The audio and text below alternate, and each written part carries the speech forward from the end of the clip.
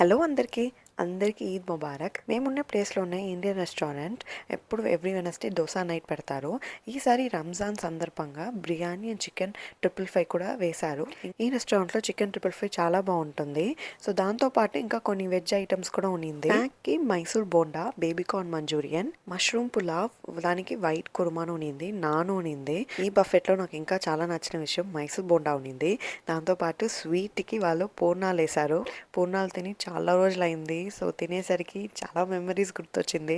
మా ఇంట్లో ఎప్పుడు ఉగాది ఫంక్షన్ అంటే పూర్ణాలు ఉంటుంది. ఈవినింగ్గా ఈ బఫెట్కి వెళ్ళి ఫస్ట్ బోండాలతో స్టార్ట్ చేసి అన్ని ఐటమ్స్ ట్రై చేసాము. దోశ నైట్ కాబట్టి వాళ్ళు మన టేబుల్కి వచ్చి ఆర్డర్ తీసుకుంటారు ఏం దోశ కావాలని.